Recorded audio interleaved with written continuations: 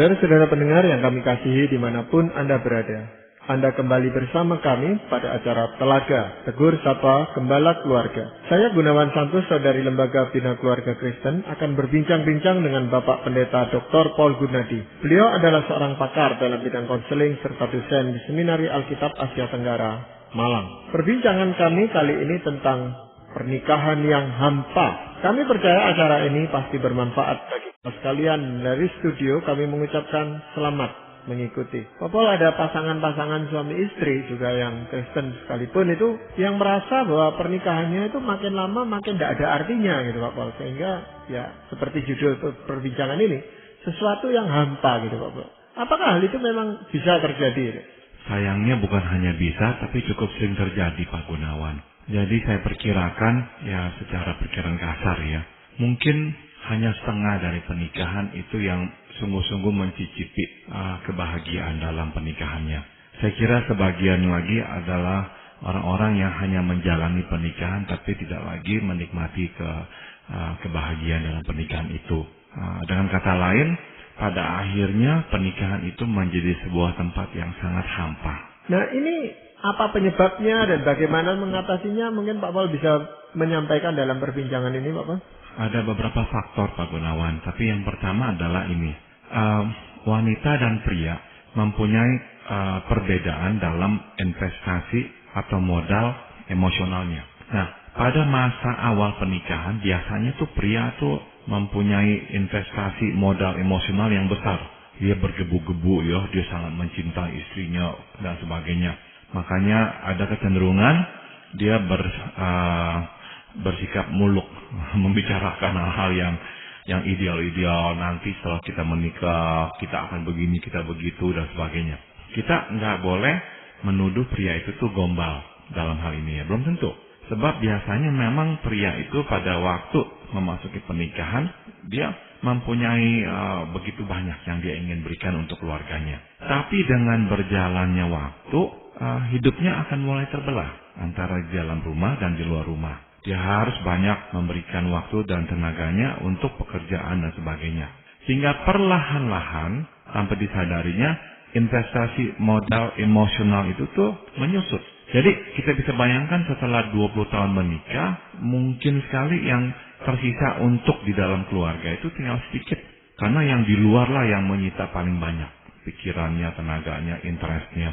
Dan karena dia lebih sering di luar rumah, pertemanannya juga akan lebih banyak terjalin di luar. Kalau tidak hati-hati, nanti relasi dengan istri ataupun dengan anak-anaknya makin akhirnya terbentang jauh. Sebaliknya dengan wanita, Pak Gunawan. Wanita tuh waktu memasuki pernikahan biasanya investasi modal emosionalnya relatif sedikit. Tapi dengan berjalannya waktu, dengan adanya anak, dia makin terbenam di dalam keluarganya. Jati dirinya sekarang sangat dikaitkan dengan suaminya. Bukankah sering sampai-sampai nama si istri pun tidak dikenal. Dikenalnya sebagai ibu, misalnya ibu Paul Gunadi. Tapi siapa nama istri saya? Mungkin orang tidak tahu. Nah, jadi dengan kata lain, dengan berjalannya waktu, diri si istri itu tuh makin terjahit dengan diri si suami. Dan kehidupannya yang memang tercurahkan untuk membesarkan anak, benar-benar tuh sepertinya dikosongkan. Semua diberikan kepada anak. Jadi dengan berjalannya waktu, kehidupan atau investasi modal emosional istri makin besar, makin besar, makin besar. Nah, kita mulai bisa membayangkan ya Pak Gunawan, setelah mereka menikah di atas 10 tahunan, akan terjadi konflik karena seperti kerucut ya. Kalau wanita itu tuh atau istri itu kerucutnya terbalik. Yang lancip di bawah, yang lebar di atas. Pria sebaliknya, yang lebar, yang besar di bawah, yang lancip di atas. Nah, setelah di atas 10 tahun menikah, nah yang di atas itu tuh udah nggak sama bener-bener. Waktu nggak sama dan bertemu, biasanya terjadi masalah. Masalahnya biasanya begini, istri meminta agar suami lebih memberikan waktu dan tenaganya untuk keluarga. Suami yang udah merasa tipis ya, karena banyak memberikan untuk pekerjaan di luar rumah, nggak suka. Dia merasa dituntut lagi. Di luar sudah dituntut, di dalam rumah dituntut lagi. Di luar ada tugas yang harus diselesaikan. Di rumah pun ada tugas lagi yang dibebankan oleh istri kepada dia. dia nggak akan suka. Di pihak lain, si istri akan merasa kamu kok selfish, mementingkan diri sendiri. Ini kan rumah tangga bersama, bukan rumah tangga satu orang. Kamu kok nggak mau memikul beban? Semua dilimpahkan kepada saya. Anak-anak juga semua tanggung jawab saya. Apa peranmu dalam keluarga? Nah, disinilah seringkali terjadi konflik, Pak Gunawan. Dan di tengah-tengah kondisi seperti ini, konflik susah selesai, bahkan mudah melebar. Karena sekali lagi, dua-duanya ini orang yang stres. Si suami tipis, sudah capek, di rumah dituntut, dia marah, dia meledak. Si istri juga, dia merasa beban keluarga semua dipikul di pundaknya, dia juga dalam keadaan stres. Nah, dua orang ini akhirnya mudah terjadi konflik di antara mereka. Kalau tidak terselesaikan, biasanya yang mereka lakukan adalah, udah, diam, jangan banyak ngomong lagi. Dua-duanya akan bersikap seperti itu, guna menciptakan ketenangan. Tapi sebetulnya di dalam ketenangan ada bara, ya, yang sedang menyala. Pernikahan itu akhirnya hampa, Pak Gunawan. Ya, mereka seolah-olah tuh dalam kondisi gencatan senjata yang berkepanjangan. Hanya itu. Jadi dengan meningkatnya investasi emosi dari pihak istri, Pak Pol, itu tidak serta-merta membuat dia puas dengan hidup pernikahannya itu. Tidak, ya. Jadi dia ingin melihat respons timbal balik dari pasangannya. Kalau sendiri saja itu tetap tidak memberikan kepuasan baginya. Tapi kalau si suami bisa mengimbangi dengan meningkatkan investasi emosinya, atau paling tidaklah mempertahankan apa yang awalnya tadi Pak Pol katakan besar, itu bisa memuaskan pihak istri. Betul. Jadi sebetulnya istri itu tuh tidak menuntut sama persis, enggak. Pada umumnya istri menyadari ya nggak bisa sama, ya. Namun menyusutnya itu jangan sampai drastik seperti itu. Kalau bisa ya hanya setengahnya saja. Jadi yang penting istri melihat ada upaya dari pihak si suami untuk kembali menyedot yang dari luar dan memberikannya untuk yang di dalam rumah. Sebab yang selama ini akhirnya terjadi adalah si istri melihat kamu itu mengambil dari dalam rumah, memberikannya untuk yang di luar rumah. Nah, ini nih yang perlu disesuaikan. Sehingga si istri bisa berkata, oke, suami saya telah berusaha. Nah, di pihak suami, dia sudah tentu membutuhkan pengertian istri. Jadi istri bisa berkata, saya mengerti kamu capek, saya mengerti tugasmu sudah banyak. Dan dia bisa menawarkan apa yang bisa saya bantu untuk menolongmu. Nah, setelah itu, baru dia berkata, bisa nggak kamu juga tolong saya lakukan ini dan itu. Jadi berikanlah kepada suami langsung, ya, tugas konkret. Bisa nggak tolong kamu antar anak? Bisa nggak kamu begini? Daripada si istri marah dan langsung menuduh dengan kata-kata yang terlalu bersifat umum. Kamu tak peduli dengan keluarga. Kamu itu tuh nggak sayang lagi kepada kami. Nah, kata-kata seperti itu tuh nggak akan membantu, nggak akan menolong si suami. Jadi istri perlu memberikan saran-saran yang spesifik. Dalam hal apa tuh dia meminta partisipasi si suami. Namun mintalah, bukan tuntut dan marah-marah. Jadi, kalau keduanya bisa melakukan ini, seyogianya lah investasi itu bisa disesuaikan kembali. Ya, berarti ada hal-hal yang membuat pernikahan itu dirasakan hampa oleh pasangan suami istri itu, Pak Pol, ya. Nah, itu apa aja, Pak Pol? Nah, jadi biasanya begini, Pak Gunawan. Tadi yang saya uraikan itu adalah hal yang memang seringkali itu terjadi secara alamiah.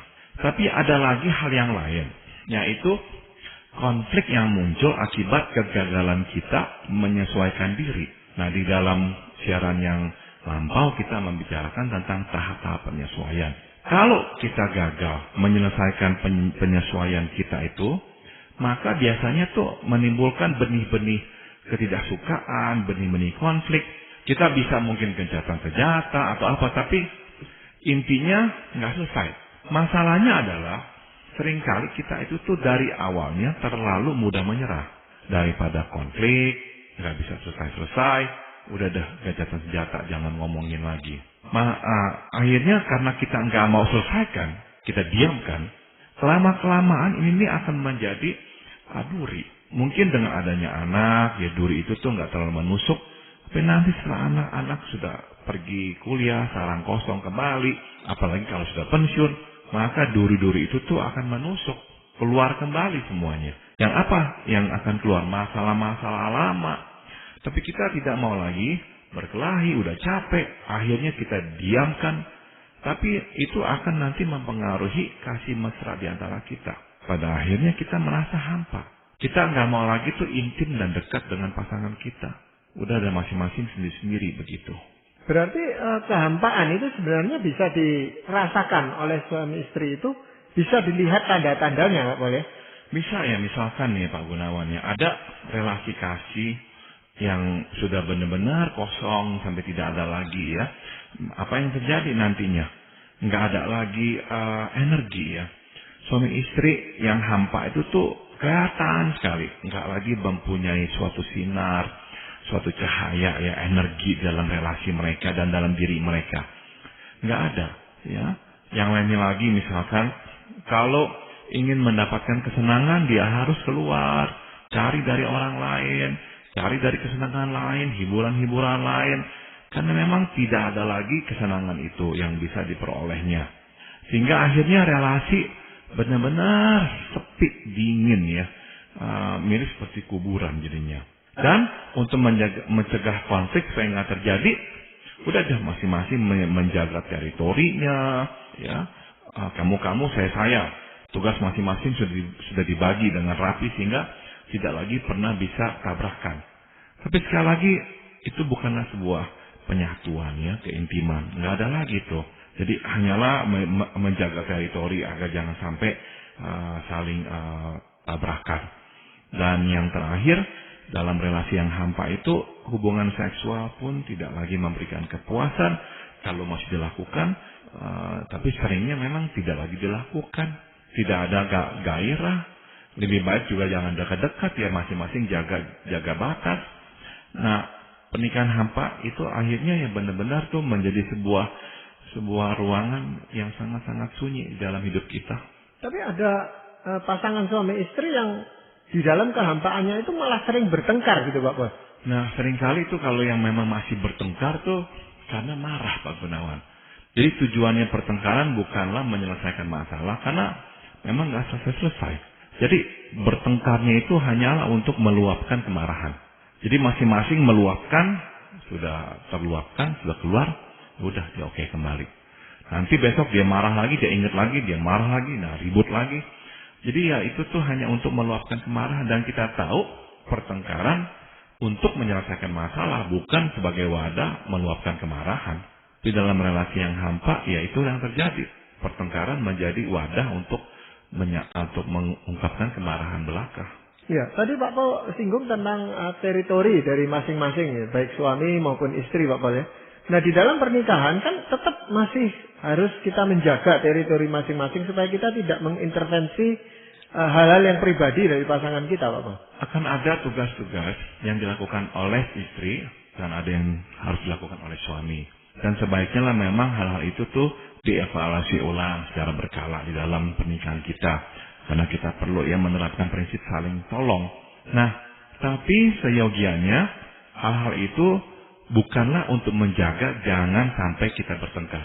Bukan. Tapi hal-hal itu memang kita bagi karena kita perlu bantuan pasangan kita. Dia perlu bantuan kita. Jadi ya kita saling bantu. Dalam kasus yang tadi saya bahas, ini bukannya untuk saling bantu. Tapi untuk jangan sampai bertengkar. Menghindari pertengkaran. Jadi akhirnya bukan saja pekerjaan-pekerjaan rumah tangga itu dibagi ya. Akhirnya pembicaraan pun mulai dibagi Pak Gunawan. Akan ada hal-hal yang tidak akan dibicarakan. Dan setelah menjalani ini untuk waktu yang lama, akhirnya si suami dan istri itu tuh secara tidak sadar sudah memutuskan hal-hal apa yang boleh dibicarakan. Dan biasanya yang boleh dibicarakan hal-hal yang sangat bersifat rutin. Menyangkut anak lah atau apalah. Yang rutin sekali. Nggak ada lagi kedalamannya. Nah, akhirnya mereka menemukan, ya ini nih, bahan percakapan yang masih aman. Dan dua-duanya itu seolah-olah tuh membuat kesepakatan bersama. Ya udah, kita bicarakan hal-hal yang ini aja dah, karena aman ini. Nggak akan nyamber kemana-mana. Nah, jadi sekali lagi, berkembang, sehingga membelah si suami dan si istri. Ya, padahal yang membuat kehidupan suami istri itu bergairah, itu kan justru kalau pembicaraan itu mengenai hal-hal yang menyangkut perasaan dan seterusnya itu Pak Bos. Betul sekali. Tapi karena memang tidak ada keintiman dan takut sekali nanti ini bisa berkembang menjadi konflik, Akhirnya memang kita itu membatasi ya arah dan topik pembicaraan. Nah, mengenai hubungan seksual yang tadi Pak Paul katakan yang sudah jarang dilakukan, itu karena sakit atau karena usia, itu ternyata tidak menimbulkan banyak masalah sebenarnya Pak Paul. Kalau memang ada faktor lain yang memang menjadi penghalang, biasanya itu dimengerti ya Pak Gunawan ya. Karena ya kita mengerti bukannya tidak mau, tapi memang tidak bisa ya dalam kondisi tertentu. Yang memang mengganggu adalah kalau kita tahu bahwa bisa kok, tapi tidak mau. Dan tidak maunya karena tidak mau kita. Nah, ini nih yang memang akan mengganggu sekali. Namun dalam relasi hampa, umumnya Pak Gunawan, kedua belah pihak sudah mengambil sikap yang sama. Mungkin kita masih berpikir kalau suaminya masih menginginkan hubungan intim dengan si istri. Tapi biasanya dalam relasi yang sudah hampa, suaminya pun tidak mau. Bukan hanya si istri yang tidak mau, suami juga udah nggak mau lagi. Jadi memang benar-benar tuh perasaan mereka terhadap satu sama lain sudah sangat dingin. Sehingga untuk bisa membakarnya supaya terjadi relasi seksual sangat-sangat sulit begitu. Apakah ada kekhawatiran nanti ditolak gitu loh Pak Paul? Padahal itu sesuatu yang sangat menyakitkan buat kaum pria atau suami kalau ditolak gitu. Sehingga dia tidak mau dekat-dekat. Ada dan ini bisa menyangkut kedua belah pihak ya. Bisa juga si istri yang takut ditolak karena dia pernah mungkin mengusulkan atau meminta, suaminya kemudian menolak. Nah udah dah, nggak akan lagi mau melakukannya atau mengajak melakukannya. Jadi bisa ya terjadi memang karena takut ditolak. Namun yang kedua yang tadi saya sebut adalah sudah enggan Pak Gunawan. Nggak mau lagi yang terlalu intim-intim sebab pembicaraan pun tidak mau terlalu intim. Nah apalagi kedekatan secara fisik. Ya itu berarti mereka jarang-jarang untuk kelihatan pergi berdua dan sebagainya gitu Pak Paul, menghindari hal-hal yang seperti itu. Betul. Ya di tempat-tempat umum kalau memang masih harus pergi berdua ya mereka akan tetap lakukan. Tapi sebisanya ya enggak. Di rumah pun juga ya masing-masing punya teritorinya. Dalam relasi hampa biasanya kita lihat, oh ini nih wilayah si suami di depan televisi atau di meja belajarnya. Nah ini teritori si istri nih di dapur, di ruang tamu, di kamar tidur. Nah masing-masing akhirnya tahu tuh daerahnya tuh. Dan janganlah kalau sering-sering ke sana tuh nanti ada pertempuran baru gitu. Iya Pak Paul, kalau sudah begitu Pak Paul ya, apa yang bisa dilakukan oleh pasangan ini sebenarnya Pak Paul? Ada beberapa Pak Gunawan ya. Yang pertama adalah jangan takut bertengkar dan jangan cepat menyerah. Tadi saya sudah singgung terlalu banyak pasangan yang karena takut bertengkar akhirnya mudah menyerah, udah diamkan sajalah. Tidak. Perlu kita itu membereskan. Meskipun pada waktu membereskan kita harus bertengkar. Tapi kita ingatlah bahwa kita bertengkar untuk menyelesaikan. Ini yang perlu kita komunikasikan kepada pasangan. Jadi dua-dua itu udah punya pengertian. Bahwa kalau sampai kita bertengkar sekalipun itu untuk menyelesaikan masalah. Bukan untuk meluapkan kemarahan. Bukan. Jadi setelah kita bertengkar, kita itu langsung mau bicarakan solusinya. Nah salah satu, baik suami maupun istri, mesti mengingatkan. Yuk sekarang kita pikirkan solusinya. Supaya masalah ini tidak lagi terjadi. Atau yang lainnya yang bisa saya usulkan adalah, jangan malu untuk meminta bantuan. Ada orang yang enggan, malu, masa bicara soal keluarga kepada orang lain. Jangan malu. Ya, buat apa malu? Kalau memang kita mempunyai masalah, ya akui dan mintalah bantuan. Kalau kita sakit kan kita juga meminta bantuan tenaga medis. Kenapa kalau mempunyai masalah keluarga tidak mau meminta bantuan orang lain? Dan yang lain adalah yang bisa saya sarankan, jangan gengsi untuk berubah. Ini gengsi benar-benar menjadi duri ya, yang seringkali meracuni dan menusuk keluarga. Tidak mau ya minta maaf, gengsi. Tidak mau melakukan yang istri minta karena gengsi. Tidak sudi memberikan yang suami butuhkan, gengsi dong. Gengsi.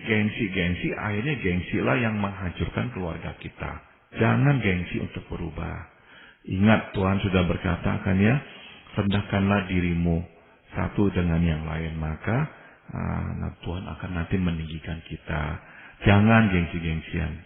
Justru berebutlah untuk merendahkan diri. Dan jangan jauh dari Tuhan. apapun yang terjadi, jangan sampai memutuskan sesuatu yang Tuhan tidak berkenan. Dan waktu ada pertengkaran, jangan sampai lupa untuk berdoa. Kadang-kadang saya pun dulu begitu. Waktu saya tidak lagi menemukan jalan keluar dalam pertengkaran dengan istri, saya hanya bisa berdoa, Tuhan tolong saya. Dan Tuhan menolong. Tuhan membukakan jalan. Setiap kali pokoknya anak Tuhan itu datang kepada Bapa di sorga meminta pertolongan, Dia akan membuka jalan. Tapi Tuhan membuka jalannya juga lewat kita. Berani nggak kita untuk nggak gengsi? Berani nggak kita untuk memulai kembali, mencoba kembali, dan sebagainya. Tetapi yang seringkali jadi masalah itu justru karena mereka merasa nggak ada masalah di dalam hidup pernikahan mereka. Padahal sebenarnya pelan-pelan itu menuju ke kehampaan yang sebenarnya. Ini sesuatu yang memang menyedihkan, Pak Gunawan. Banyak orang yang sudah mencapai titik kehampaan akhirnya beranggapan, sudahlah, memang harusnya begini, tidak ada lagi yang bisa dilakukan. Dan ini yang nomor 2, banyak orang berkata, ya lihat tuh orang lain juga sama kok, nggak ada bedanya. Siapa sih yang bisa mempunyai pernikahan yang bahagia? Semua juga begitu, teman-teman saya juga begitu.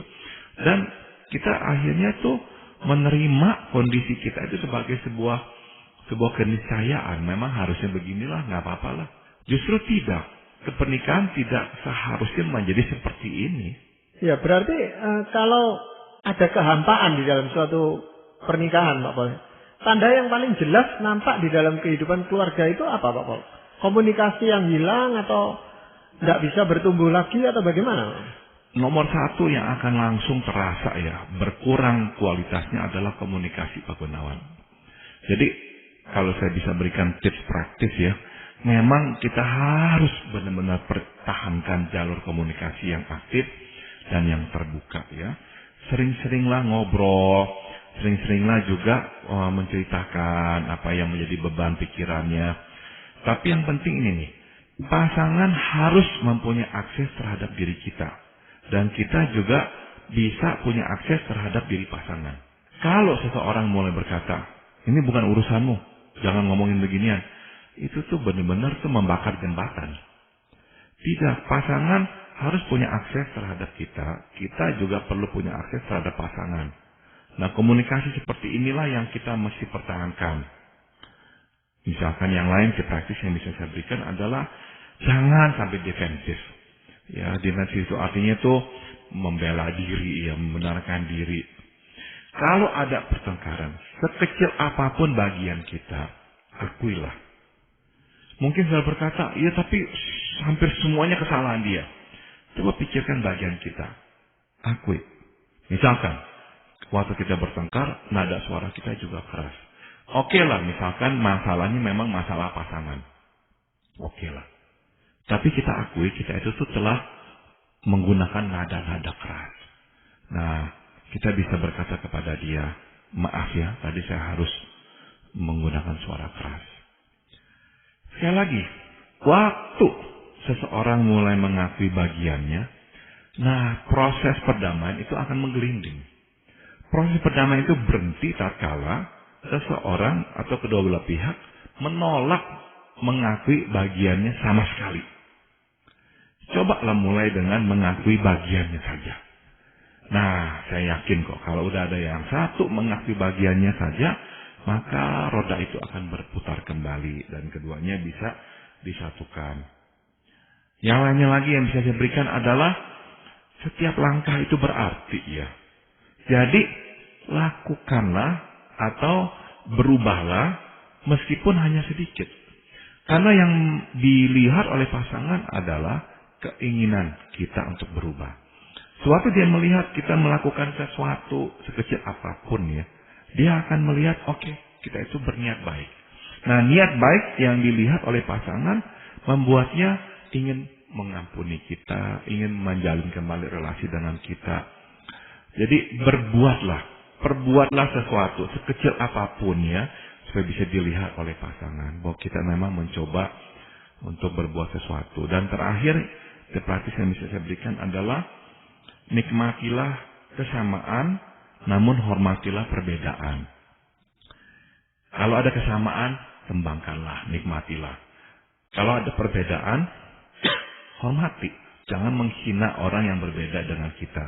Nah, memang seringkali ada kekhawatiran dari pihak suami ini, Pak Pol. Kalau saya mengakui kesalahan saya dan dia tidak mengakui kesalahannya, itu saya merasa direndahkan gitu. Saya merasa kalah dalam hal ini. Nah, makanya kita harus melihat pernikahan dengan perspektif berbeda. Tujuan pernikahan bukanlah untuk membuktikan bahwa diri kita benar. Tujuan pernikahan adalah untuk menyatukan kita berdua. Kebersamaan itulah yang menjadi target kita. Bukan yang penting saya benar, saya salah, engkau benar, kau salah. Bukan. Tapi bagaimana kita bisa kembali bersama-sama. Ya, memang ada tip-tip yang Pak Pol sudah sampaikan kepada kita dan kepada para pendengar sekalian. Tapi saya percaya ada firman Tuhan yang merupakan kunci dari semua permasalahan ini yang mungkin Pak Pol bisa sampaikan. Saya akan bacakan dari Amsal 10 ayat 5. Siapa mengumpulkan pada musim panas, ia berakal budi. Siapa tidur pada musim panen, membuat malu. Firman Tuhan meminta kita untuk bekerja. Jangan malas. Makanya firman Tuhan berkata, siapa mengumpulkan pada musim panas, ia berakal budi. Nah, orang yang pada awal-awal pernikahan bekerja keras membereskan masalahnya, di hari-hari selanjutnya akan malas, tidak mau menyelesaikan, cepat menyerah. Saya mendorong kita untuk jangan cepat menyerah. Terus selesaikan pekerjaan-pekerjaan yang belum selesai ini. PR-PR kita, coba kita tuntaskan. Memang rasanya tidak ada jalan pintas, Pak Pol, untuk mencapai kebahagiaan di dalam hidup pernikahan ini. Jadi harus ditempuh satu tahap demi satu tahap dengan usaha yang sungguh-sungguh, Pak Pol. Betul, Pak Gunawan. Ya, terima kasih untuk perbincangan kali ini, Pak Pol. Dan para pendengar sekalian, kami mengucapkan banyak terima kasih. Anda telah mengikuti perbincangan kami dengan Bapak Pendeta Dr. Paul Gunadi dalam acara Telaga, Tegur Sapa Gembala Keluarga. Kami baru saja berbincang-bincang tentang pernikahan yang hampa. Bagi Anda yang berminat untuk mengetahui lebih lanjut mengenai acara ini, silakan menghubungi kami lewat surat. Alamatkan surat Anda ke Lembaga Bina Keluarga Kristen atau LBKK, Jalan Cimanuk 58, Malang. Anda juga dapat menggunakan email dengan alamat telaga@indo.net.id.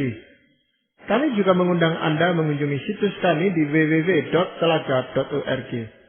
Saran-saran, pertanyaan, serta tanggapan Anda sangat kami nantikan. Akhirnya dari studio kami mengucapkan terima kasih atas perhatian Anda dan sampai jumpa pada acara Telaga yang